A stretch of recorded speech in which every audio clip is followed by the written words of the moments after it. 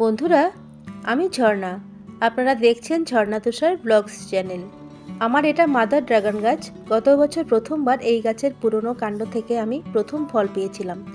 পুরনো বলতে 8 মাস বয়সের কাণ্ড থেকে ফল ধরেছিল।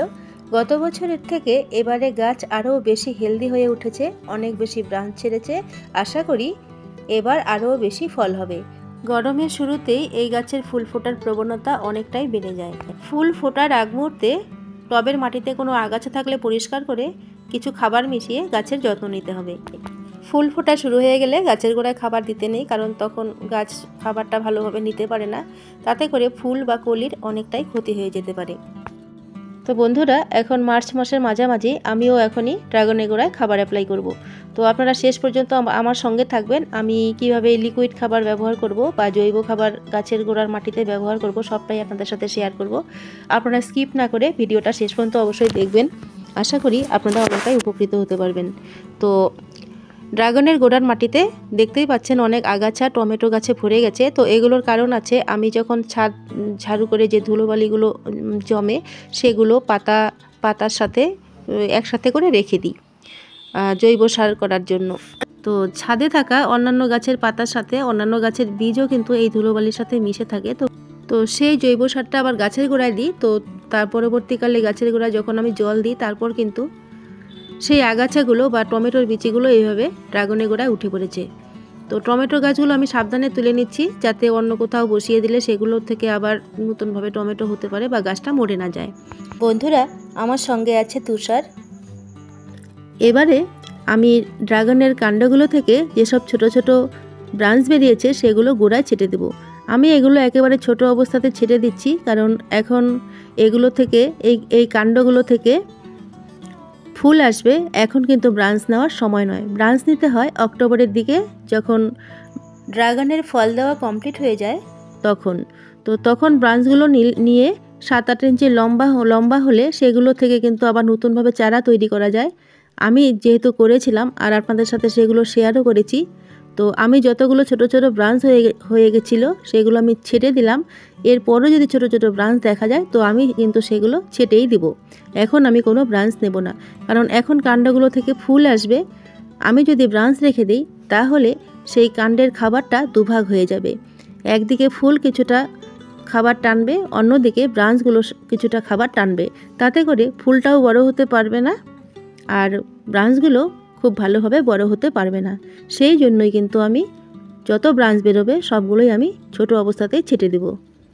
দেখুন বন্ধুরা, এই একটা বড় সাইজের বালতির মধ্যে আমি অক্টোবরের দিকে যে ডালগুলো ছেটে দিয়েছিলাম আমার মাদার গাছটা থেকে, সেই 7-8 ইঞ্চি লম্বা লম্বা ব্রাঞ্চগুলো কিন্তু আমি এখানে বসিয়ে দিয়েছিলাম। তো সেগুলো আজকে কত সুন্দর আবার নতুন ব্রাঞ্চ বেরিয়েছে আর বড় হচ্ছে।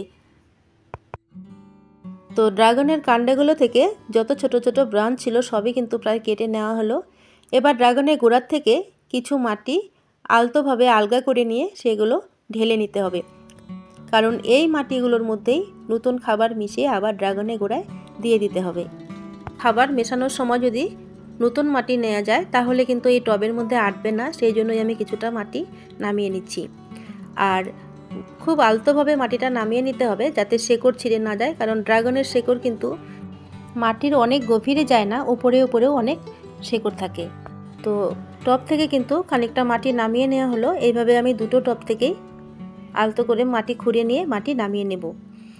তো বন্ধুরা, দেখতেই পাচ্ছেন এখানে এক একটা 12 ইঞ্চি টব, আর প্রত্যেকটা টবে আমি 4টে করে ড্রাগনের কাণ্ড বসিয়েছিলাম।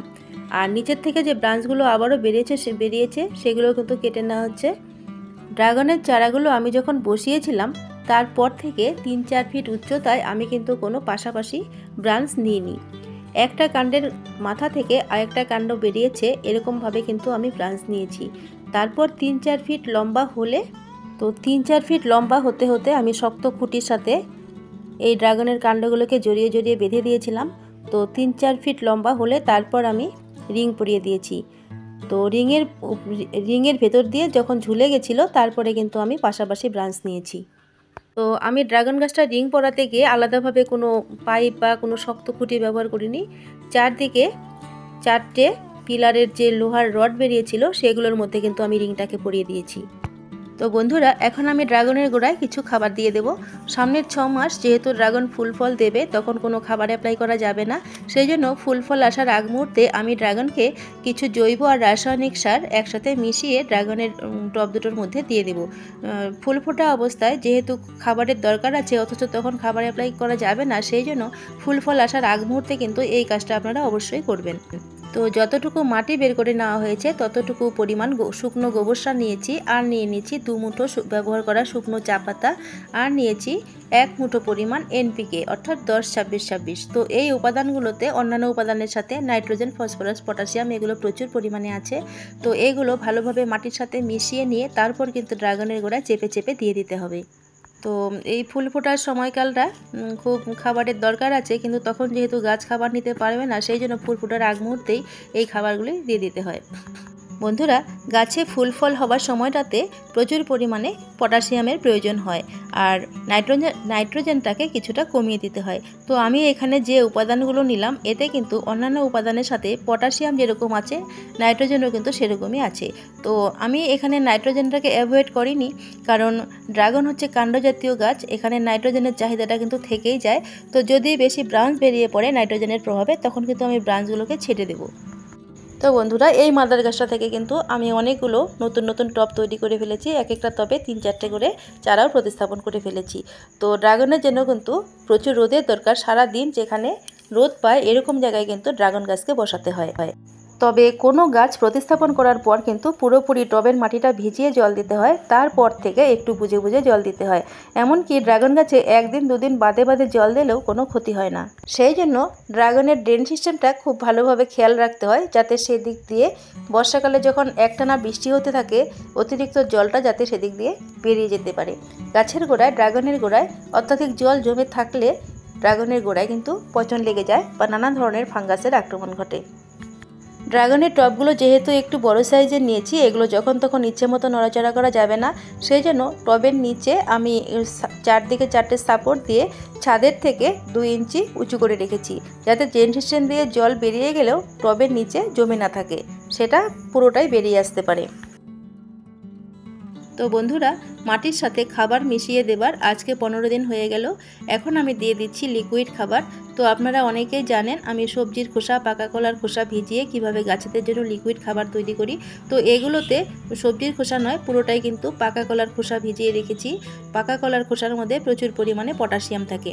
তো এই ফুল ফোটার সময়কালটা কিন্তু প্রায় 6 মাস আমি কিন্তু এই লিকুইড খাবারটাই দিয়ে যাব, পটাশিয়ামযুক্ত খাবার এটা। বন্ধুরা, গত বছর আমার এই মাদার গাছটা থেকে মাত্র একটা ফুল ফুটেছিল, আর সেই ফুলটাই কিন্তু ফলে পরিণত হয়েছিল। তো এবার দেখা যাক আমার ড্রাগন গাছটা থেকে কয়টা ফুল আসে বা ফল আসে, সে সম্পূর্ণটাই আপনাদের সাথে শেয়ার করব। বন্ধুরা, আমার চ্যানেলে নতুন হয়ে থাকলে সাবস্ক্রাইব করে চ্যানেলটির পাশে থাকুন। ভালো লাগলে একটা লাইক করে দিন, বন্ধুদের কাছে শেয়ার করে দিন, আর কোনো জিজ্ঞাসা থাকলে অবশ্যই কমেন্ট করুন। সকলকে অনেক অনেক ধন্যবাদ, ভালো থাকবেন।